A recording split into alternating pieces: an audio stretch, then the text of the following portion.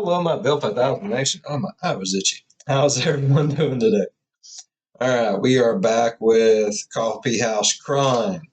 This one is titled The Self-Entitled Teen Who Murdered Her Family, Suzane Von Richthofen.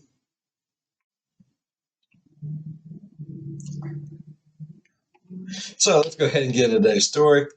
It's Coffeehouse Crime, so you know I got my coffee.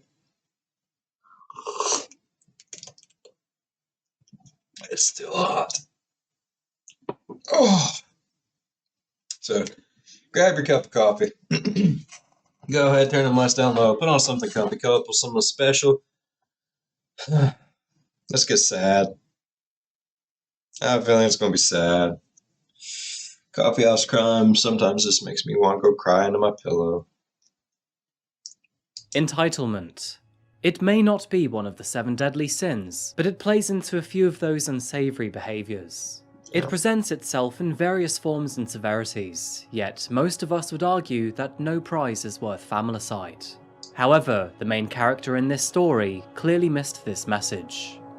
Now, we have all had some form of experience with self-entitled people. However, as you'll soon find out, Suzane Von Richthofen... Yeah. Self-entitlement is not a very good trait. It's not. The only thing it's going to do is piss people off. and her deathly actions would take the golden crown to this title. Hello there folks, good morning, good afternoon and good evening, wherever you are in the world. My name is Adrian, and welcome back to another video by Coffeehouse Crime. Just a quick reminder that I post solved, unsolved and strange cases here weekly, so if true crime is your kind of thing, please consider subscribing to Coffeehouse Crime. Now with that said, go grab yourself a coffee. This is the case of Suzane Von Richthofen.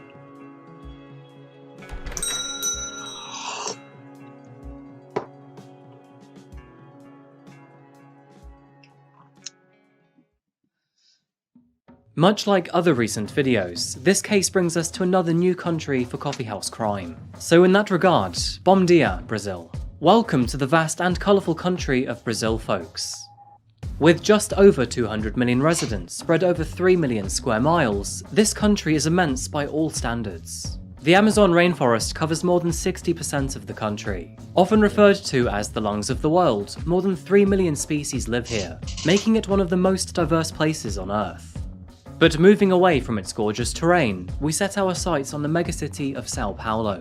Now, Rio de Janeiro may be the country's most famous city, but Sao Paulo is Brazil's most populous. It serves as the country's economic heart, with numerous cultural institutions and a rich architectural tradition. More than $200 billion flow through this city every single year, and more than 4,500 families within Sao Paulo's borders are classed as millionaires. This financial figure brings us to the Von Richthofen family, an extremely affluent family living in the suburbs of Sao Paulo. Their small family mansion, found south of the city in the suburb of Brooklyn, is valued at 3 million Brazilian real, the equivalent of $600,000. And alongside their multiple bedrooms, they had a swimming pool, an office, and even a library. On the outside, exposed brickwork lay as a dramatic backdrop to the dark iron gates and exotic plants.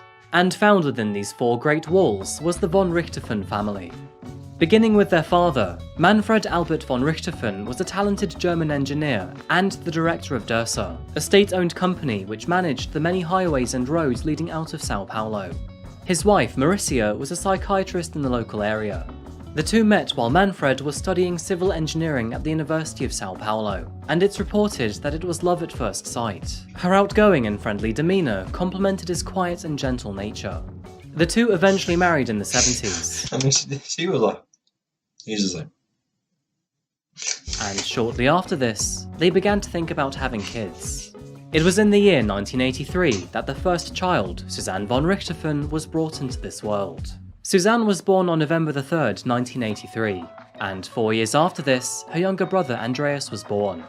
The two children grew up in a privileged household, and although they had it good, nothing is outstanding about their earlier years. The two were educated in the city's most elite private schools, and as a result, they were academically gifted. Focusing on Suzane for just a moment, she was described as a quiet young girl who was often shy. She wasn't the most popular of children, but she did have several friends, and maintained a good relationship with her parents and brother. Growing up, she learned to speak 3 languages, and after graduating from a German high school, she moved on to study law at the Pontifical Catholic University of Sao Paulo.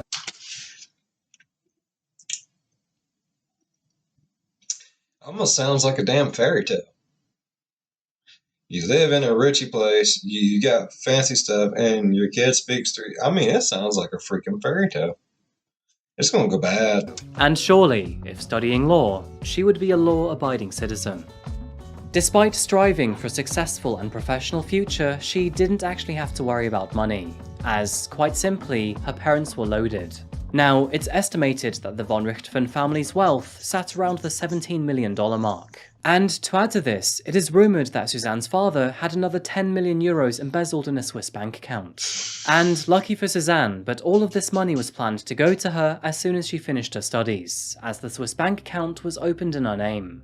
Yes, Suzane had it all. A comfortable childhood, a great education, and 10 million euros in the bank.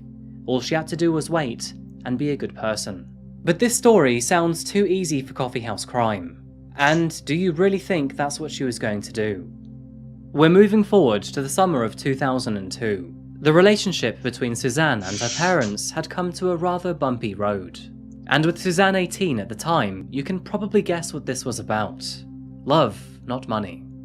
About 3 years prior, in August of 1999, the Von Richthofen family had attended a model aircraft fair in Ibirapuera Park. Andreas had grown an interest for model aeroplanes, and while here, he had started talking to an older boy named Daniel Kravanos. Daniel, who was 19 years old at the time, had a knack for building model airplanes. And with Andreas's growing passion, he asked his parents if they could pay Daniel to teach him. They accepted the offer, and fast forward a few weeks later, and while teaching Andreas, Daniel unexpectedly caught the attention of an unfamiliar face. It was Andreas's sister, Suzane. Interesting side note, but many Western articles, including Wikipedia, claim that Daniel and Suzane met at a kickboxing class, but this is untrue. Before actually attending these classes, they had known each other for a couple of months already.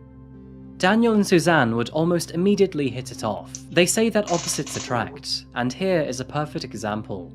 Where Suzane was privileged and well educated, Daniel had a very different upbringing. Like many families experiencing the Great Wealth Divide in Sao Paulo, he came from a low-income background. Both Daniel and his older brother Christian were mechanics at the local garage. They had dropped out of school at a relatively young age, meaning that they had failed to finish their education. And for a well-kept and shy young woman, Daniel's boisterous and rebellious attitude intrigued her. But unsure of how her parents would take to a relationship with Daniel, she initially decided to keep this one a secret. As the months ticked by, Suzane's relationship with Daniel eventually revealed itself to her parents. And although they were not particularly concerned at first, and even allowed her to date him, they would eventually change their minds once they learned more about him. Because although Daniel had claimed to be a law student and was initially building model airplanes, he had actually dropped out of both ventures. Instead, he smoked weed almost daily. And while not a problem from time to time, this level of dependency made him lazy and paranoid. He had no intention of returning to school or finding a job, and instead was intent with getting baked and spending all of his time with Suzane. Now of course, all parents want the best for their I mean, at least he had a plan, right? I mean, it was a shitty plan. Well, at least he had a plan to sit around, get high as shit, and hang with his old lady. children. And for Manfred and Mauricia, who were both hardworking, wealthy individuals, they could no longer accept their daughter dating him. But the couple had an unusual wingman. Since Andreas adored his sister and saw Daniel as a good friend, he often covered up their behaviour. While the two were off bonking in motels and spending time in Daniel's home, Andreas would make elaborate schemes to excuse Suzane from her parents. The parents, Manfred and Mauricia, took a 1-month holiday to Europe, leaving both Suzane and Andreas free reign of the house. And with Suzane now 18 years old at the time, this was a great opportunity for her to prove her maturity to her parents. But of course, that isn't how it went, and instead she secretly invited Daniel to move into the house. They spent the entire month by the pool, getting drunk and trying various drugs. After returning home and finding out about this, the Von Richthofen household was ablaze with arguments over the following weeks, and with each one, Suzane was getting more and more desperate. She went as far to ask her father if he could buy her an apartment for her and Daniel so they could live happily ever after. And, of course, he said no. Well, actually, he said she could do whatever she liked, so long she did it with her own money.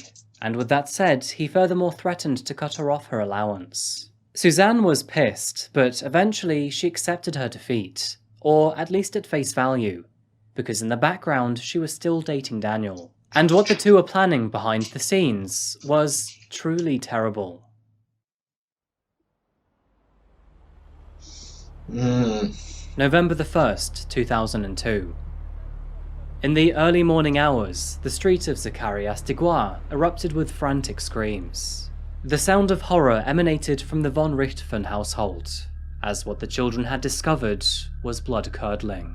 Both Suzane and her brother Andreas had snuck out of the house the night prior, but shortly after sneaking back home, just after 4 AM, they were met with a very gruesome scene.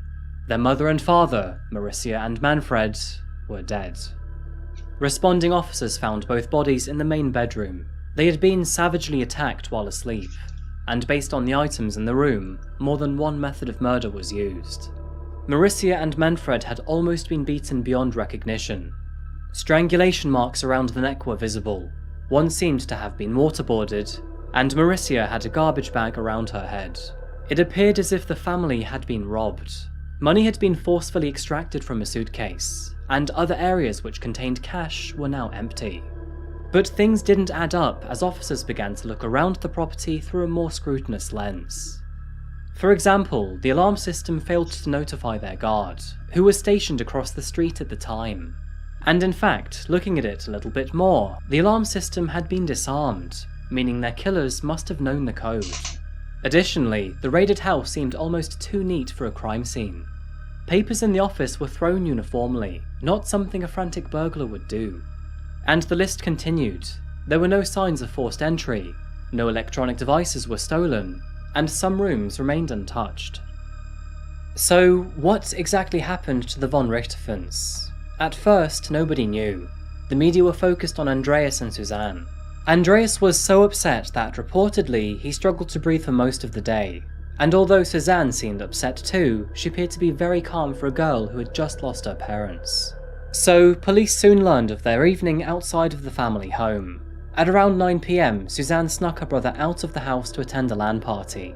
Their parents thought he was in bed, asleep. And after dropping him off, Suzane allegedly did her usual night call, and hired a motel with Daniel so the two could smoke and have some fun. But when they returned home at 4 AM, before their parents were up for work, Suzane and Andreas found them murdered in their bed. But this is where several doubts begin to form, because Suzane's statements to police contradicted her brother's. For one, she told officers that her parents supported her and Daniel's relationship, which, as we all know, is total baloney. On November the 1st, Manfred and Marisia were finally laid to rest. It was noted that Suzane seemed to cry a lot less than her brother did during their funeral. Her rather emotionless demeanour stirred opinions. However, that wasn't the only thing going through people's minds. Rumours that Suzane had hosted a pool party in her home only 3 days after her parents were murdered began to circulate. And to add to this, it was noted how quick her emotions switched between cameras.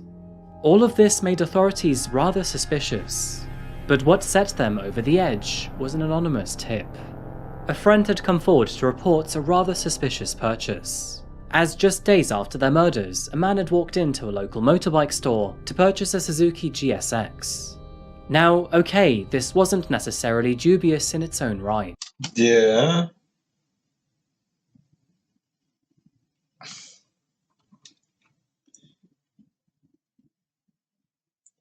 So,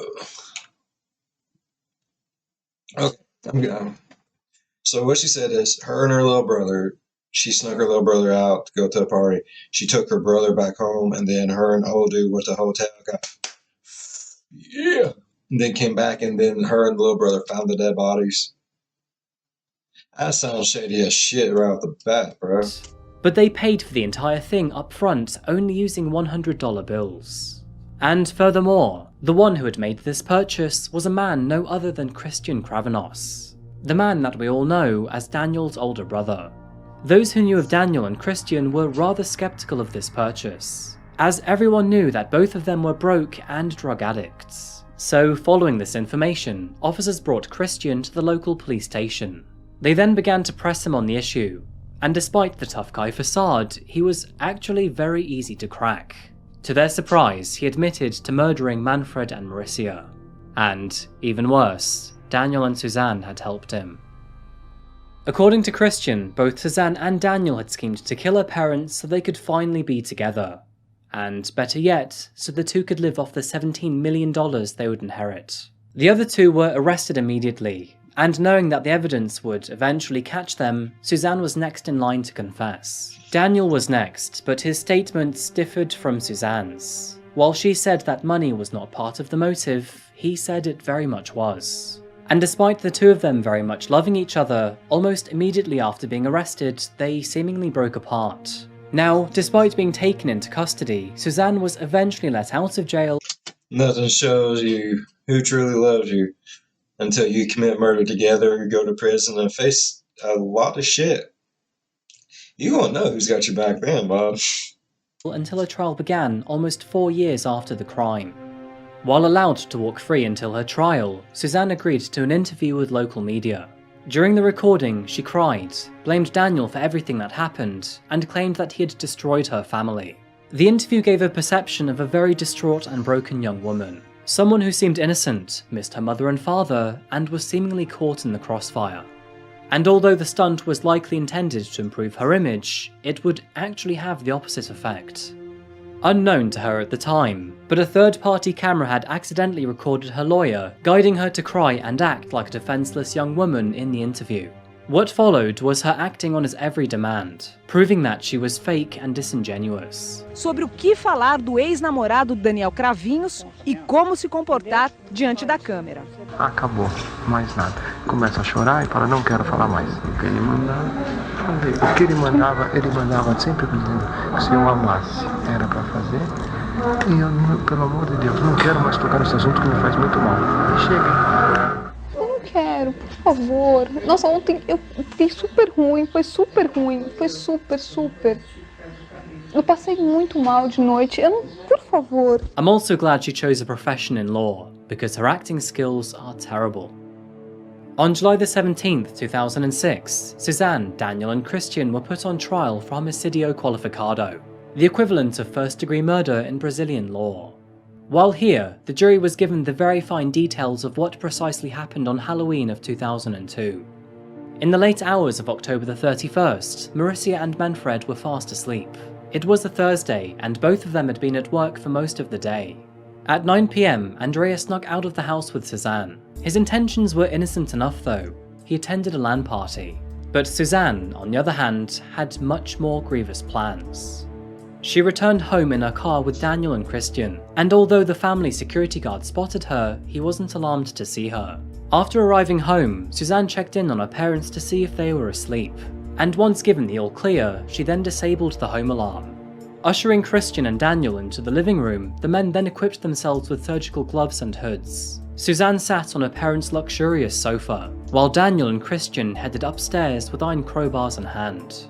Finding Manfred and Mauricia asleep, the two began to beat them repeatedly. But despite the enormous pain levels, the two wouldn't die. In a violent panic to finish the job, the brothers resorted to using towels found in the bathroom. And although, tragically, this would kill Manfred, Mauricia was still alive. Daniel searched for a plastic bag, and wrapped it around her head in a cruel and soulless fashion, and a few agonizing minutes later, Mauricia breathed no more. After the deed was done, the trio staged the scene to look like a burglary, spreading several papers in the office and stealing all the money they could find. The three of them then left the property, and to create an alibi afterwards, Christian went to a fast food restaurant where he made sure to be seen. Meanwhile, Daniel and Suzane spent the night together in a motel, doing God knows what, before explicitly asking for an invoice as evidence of being out of the property. At 3:30 in the morning, Suzane picked up Andreas from the LAN party, travelled back to the family household, and pretended to be shocked as she discovered the crime scene. And of course, you already know the rest.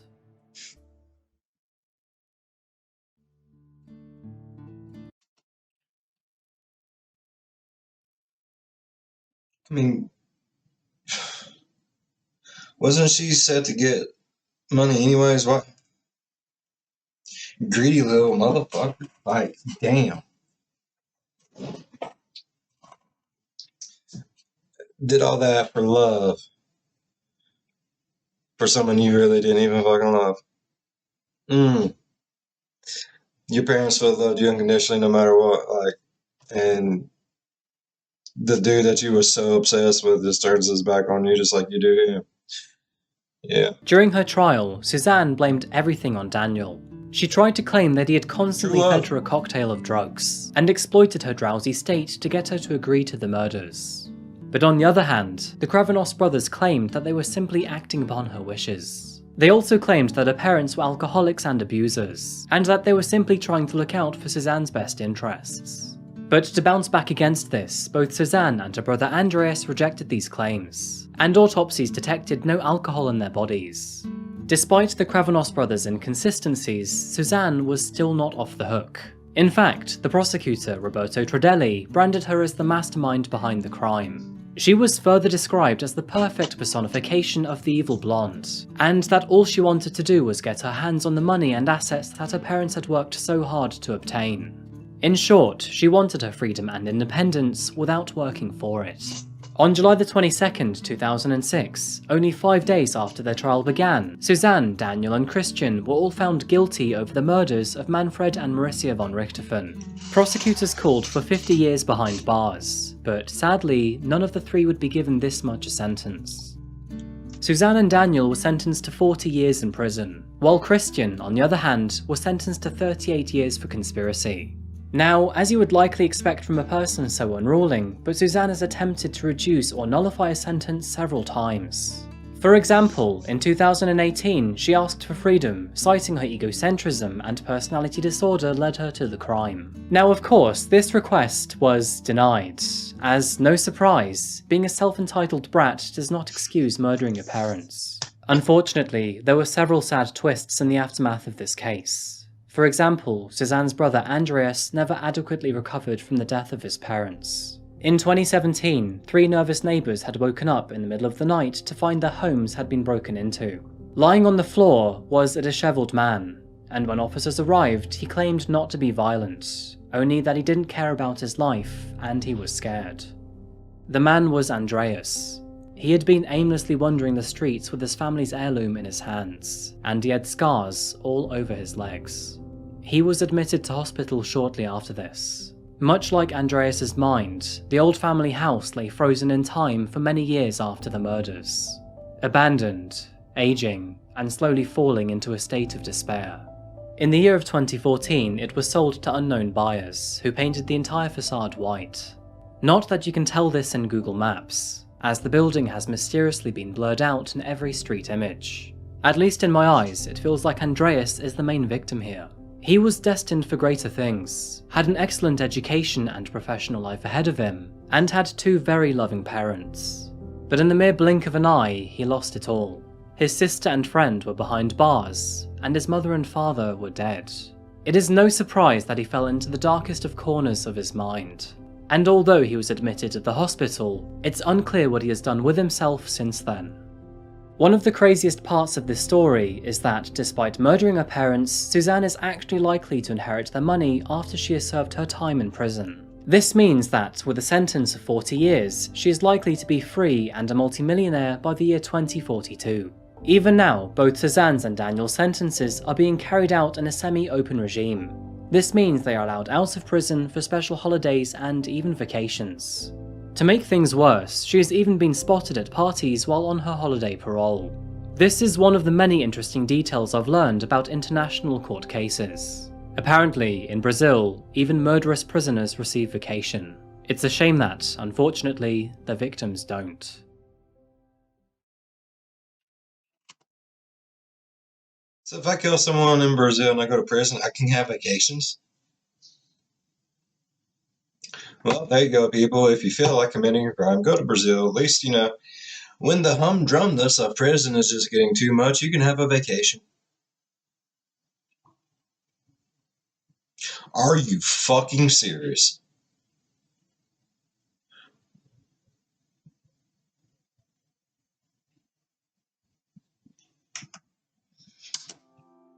And that just about wraps up today's case, folks. Thank you so much for watching another video today by Coffeehouse Crime. No problem, bub. Alright. So, that was Coffeehouse Crime. I'm not going to try to say that last name again, but the self-entitled teen who murdered her family. Oh, she's a shit person, spoiled little son of a bitch. And she's still going to get the money. And motherfucker is in prison and gets a damn vacation. So, let's all just move to Brazil. Fuck it.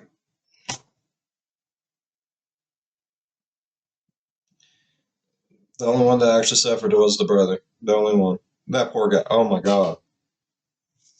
I'm not dangerous. I just don't give two fucks about myself. That's awful. See what I mean? Every time I watch Coffeehouse Crime, I want to go in there and cry ever so tenderly into my pillow. That dude right there. He really knows how to like pull your heart and soul out, throw it on the ground, and just make you feel so much crap for these. Oh, whew. I love it. I love feeling like just getting so drawn into all of it that you just feel so emotional about the whole thing. I love it. All right. If y'all loved today's video as much as I did, please leave a thumbs up below. If you're a fan of the spooky, scary, strange, or things that just make you want to cry ever so tenderly into your pillow, think about subscribing. As always, be good to one another. I'll see you in the next one. Commit all crimes in Brazil. Nowhere else. You get vacations. We learned that today. Bye-bye. Yep. Honey, pack up. We're moving to Brazil.